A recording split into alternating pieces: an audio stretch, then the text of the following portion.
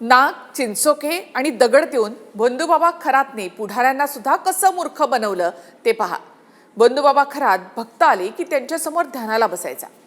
प्रत्येक बंधू करतो तसं तो नौटंकी करून मंत्र उच्चारल्यासारखं करायचा. आणि त्याच वेळेला एक 20 फुटांचा साप फणा काढत त्या खोलीमध्ये यायचा. फणा काढलेला साप पाहिला की भक्तांची भीतीनं गाळण उडायची.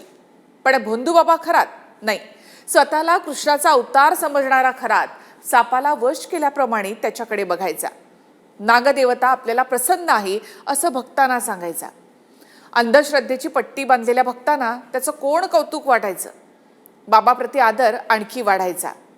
हेच खरातला हवं होतं. प्रत्यक्षात हा साप नकली होता. त्याला एका रिमोटनं खरात हा स्वतः कंट्रोल करायचा.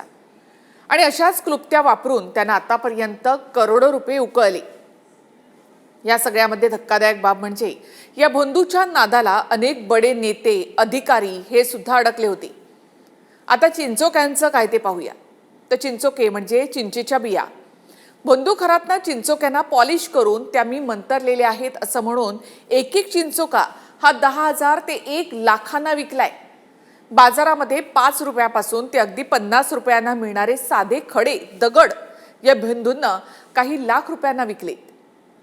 योनी मार्ग शुद्धतेने तुला पुत्रप्राप्ती करून देतो, मी कृष्ण आहे, तुझे दोष मिटवतो, तुझ्या घरातल्या सगळ्या समस्या दूर करून देतो असं सांगून या खरातनं शेकडो किंवा त्याहून अधिक महिलांचं शोषण केल्याचं कळतं.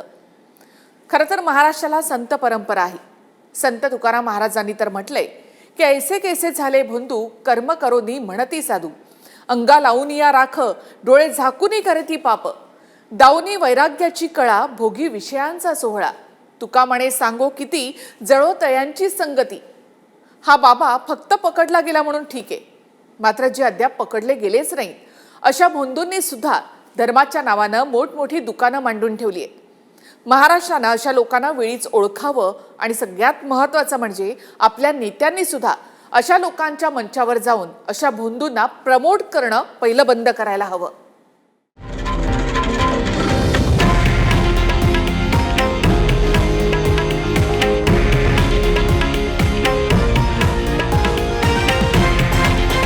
हे आहे देशातील नंबर 1 न्यूज नेटवर्क आणि आपण पाहत आहात TV9 मराठी, एकमेव.